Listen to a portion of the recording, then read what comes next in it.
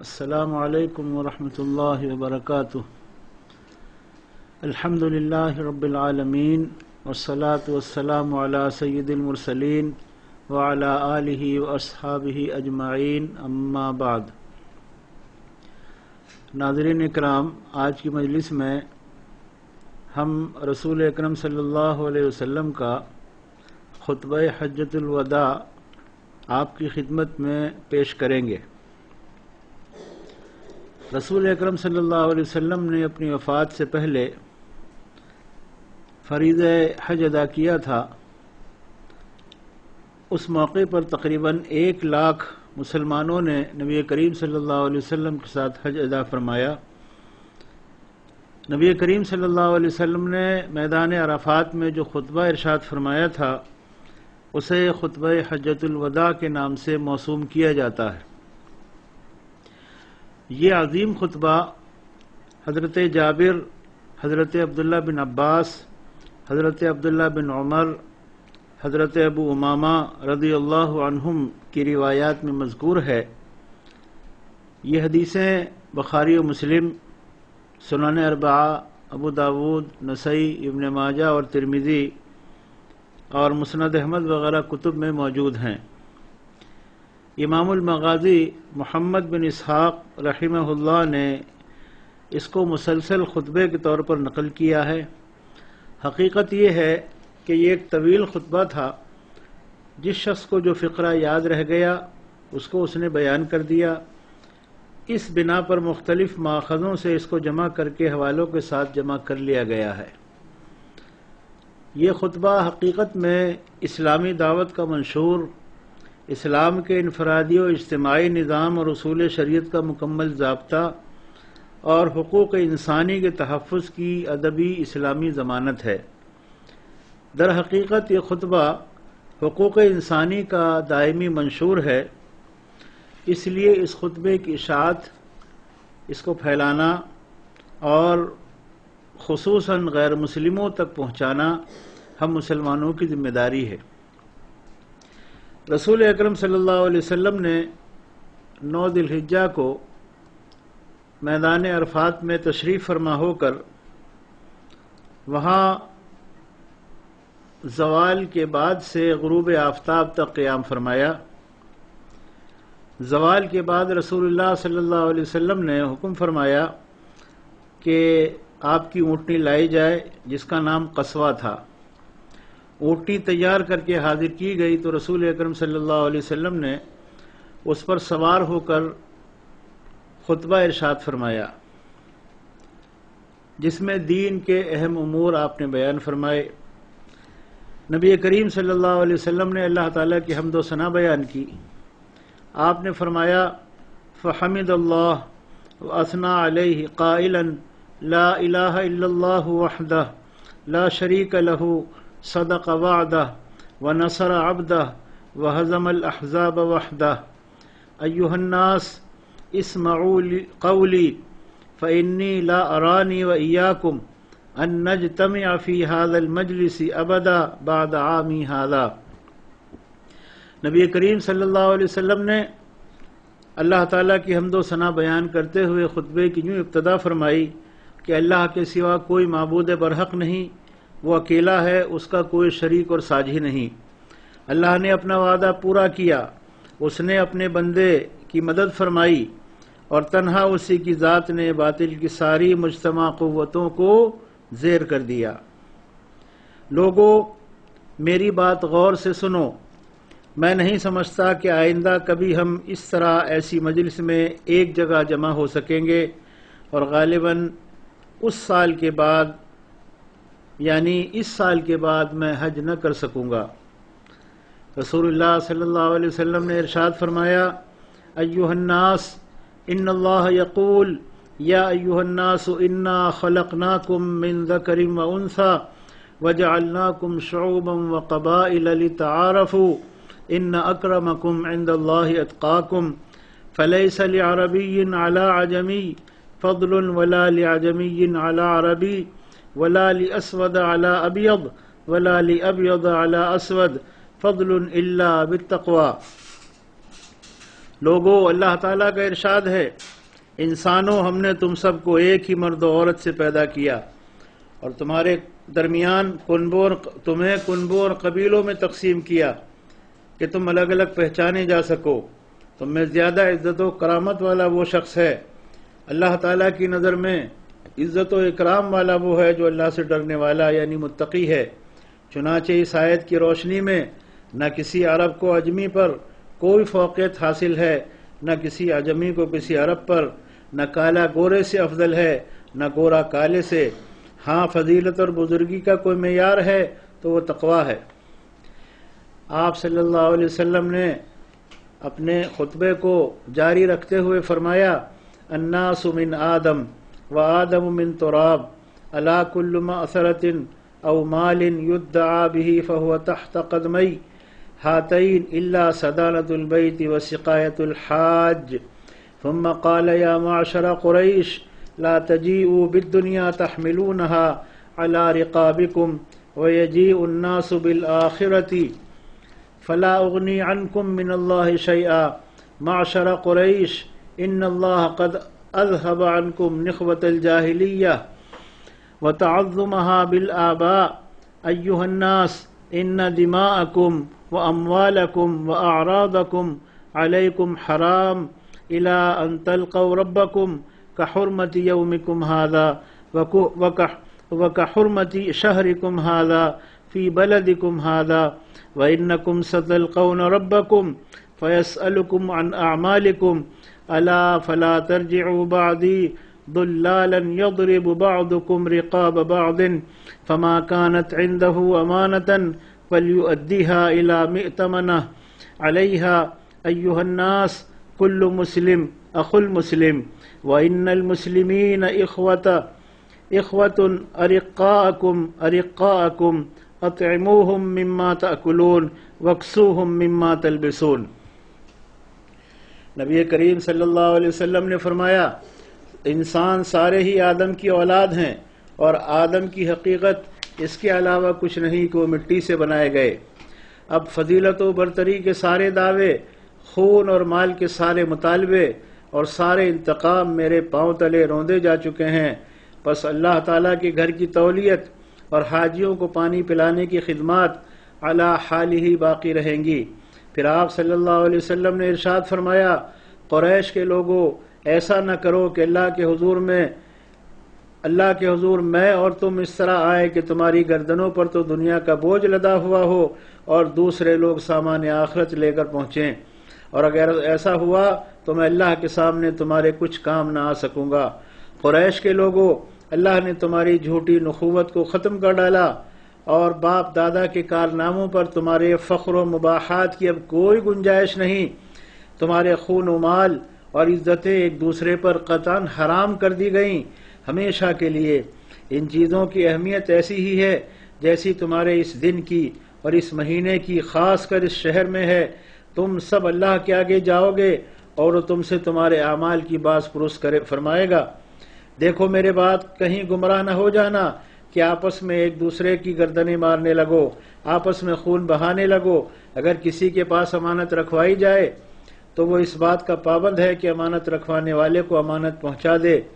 لوگوں، ہر مسلمان دوسرے مسلمان کا بھائی ہے اور سارے مسلمان آپس میں بھائی بھائی ہیں۔ اپنے غلاموں کا خیال رکھو، ہاں غلاموں کا خیال رکھو، انہیں وہی کھلاؤ جو خود کھاتے ہو اور وہی پہناؤ جیسا تم پہنتے ہو۔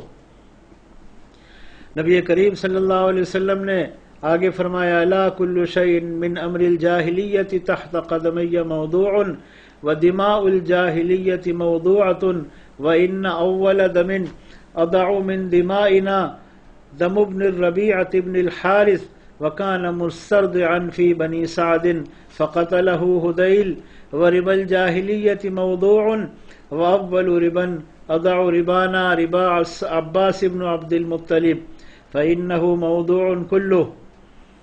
لوگوں، ہر مسلمان دوسرے مسلمان کا بھائی ہے اور سارے مسلمان آپس میں بھائی بھائی ہیں۔ اپنے غلاموں کا خیال رکھو، ہاں غلاموں کا خیال رکھو، انہیں وہی کھلاؤ جو خود کھاتے ہو، وہی پہناؤ جو خود پہنتے ہو۔ دور جاہلیت کا سب کچھ میں نے اپنے پیروں تلے رون دیا ہے۔ زمانے جاہلیت کے خون کے سارے انتقام اب ختم کر دیے گئے ہیں۔ پہلا انتقام جسے میں ختم کرتا ہوں اور جسے کل عدم قرار دیتا ہوں میرے اپنے خاندان کا ہے۔ ربیعہ بن الحارث کے دودھ پیتے بیٹے کا خون جسے بنو حذیل نے مار ڈالا تھا اب میں معاف کرتا ہوں۔ دور جاہلیت کا سود اب کوئی حیثیت نہیں رکھتا۔ پہلا سود جسے میں چھوڑتا ہوں عباس ابن عبد المطلب کے خاندان کا سود ہے، اب یہ ختم ہو گیا۔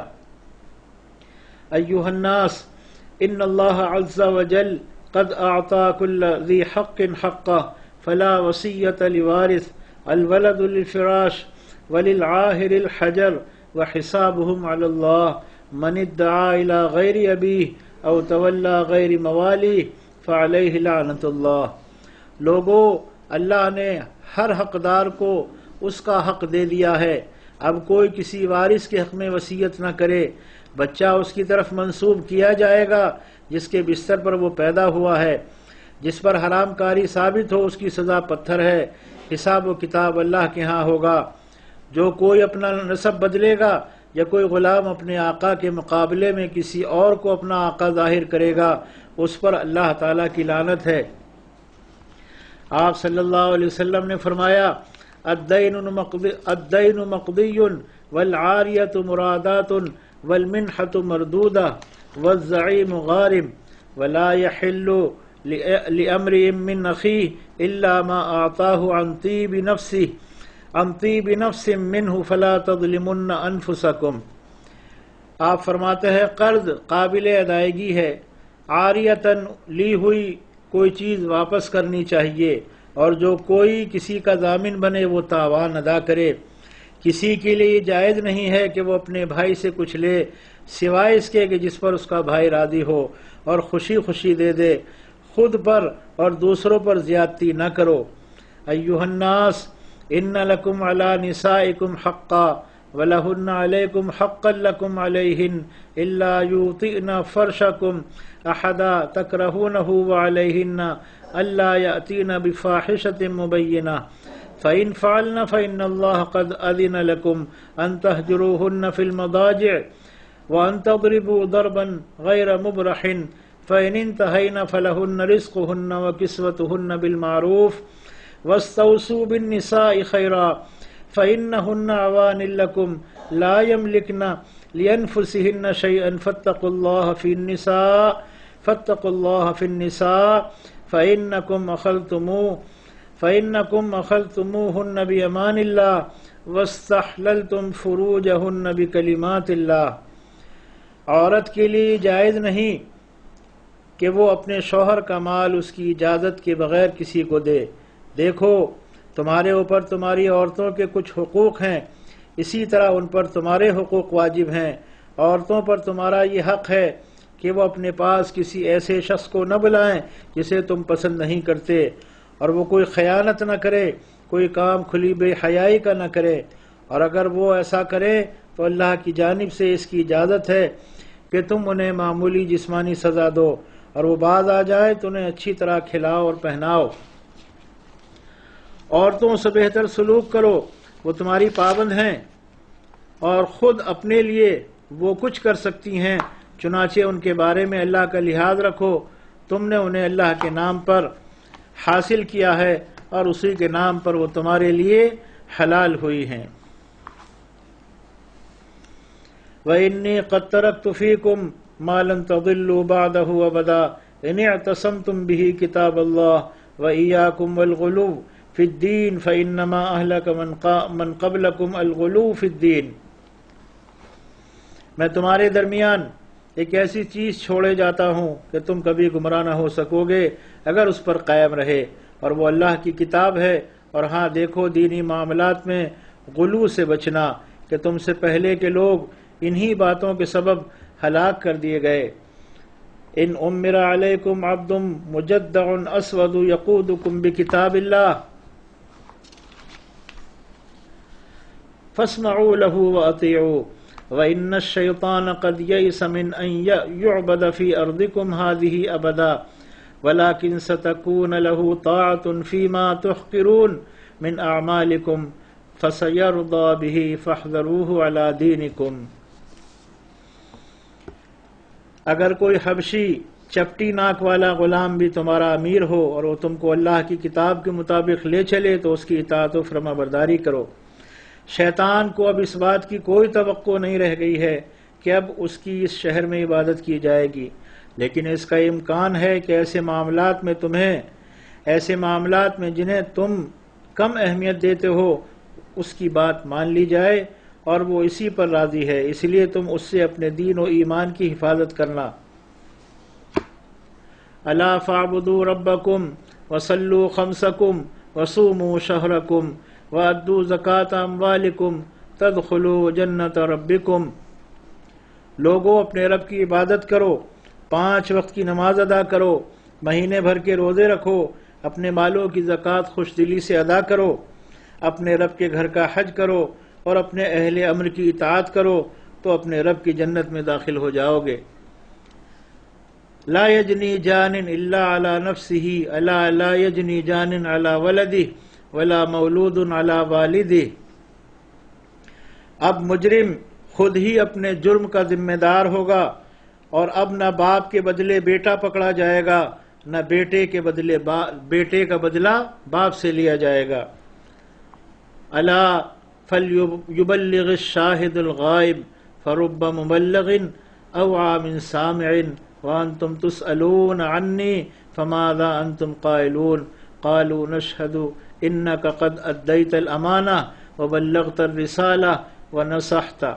فقال رسول اللہ صلی اللہ علیہ وسلم بإصبعه السبابہ يرفعها الى السماء وينكتها الى الناس اللہم اشہد اللہم اشہد۔ سنو، جو لوگ یہاں موجود ہیں انہیں چاہیے کہ یہ احکام اور یہ باتیں ان لوگوں کو بتا دیں جو یہاں نہیں ہیں۔ ہو سکتا ہے کہ کوئی غیر موجود تم سے زیادہ سمجھنے اور محفوظ رکھنے والا ہو، اور لوگوں تم سے میرے بارے میں اللہ کے ہاں سوال کیا جائے گا، بتاؤ تم کیا جواب دو گے؟ لوگوں نے جواب دیا کہ ہم اس بات کی شہادت دیں گے کہ آپ صلی اللہ علیہ وسلم نے امانت یعنی دین پہنچا دیا، اور آپ صلی اللہ علیہ وسلم نے حق رسالت ادا فرما دیا اور ہماری خیر خواہی فرمائی۔ یہ سن کر رسول اکرم صلی اللہ علیہ وسلم نے اپنی شہادت کی انگلی آسمان کی جانب اٹھائی اور لوگوں کی جانب اشارہ کرتے ہوئے 3 مرتبہ ارشاد فرمایا، اے اللہ گواہ رہنا، اے اللہ گواہ رہنا، اے اللہ گواہ رہنا۔ یہ ہے وہ عظیم خطبہ جو رسول اکرم صلی اللہ علیہ وسلم نے حج کے موقع پر میدان عرفات میں ارشاد فرمایا تھا۔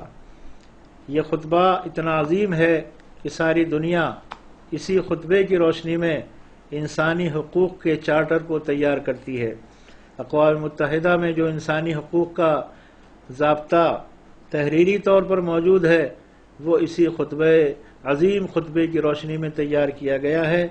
ہم مسلمانوں کی ذمہ داری ہے کہ ہم رسول اکرم صلی اللہ علیہ وسلم کے ان ارشادات عالیہ کو اور اس عظیم خطبے کو مسلمانوں تک اور غیر مسلموں تک جہاں تک پہنچا سکتے ہوں پہنچائیں۔ اللہ تعالی ہمیں بھی اس کے تقاضوں کو پورا کرنے کی توفیق عطا فرمائے اور اسے زیادہ سے زیادہ اللہ کے بندوں تک پہنچانے کی توفیق عطا فرمائے۔ وآخر دعوانا ان الحمد للہ رب العالمین۔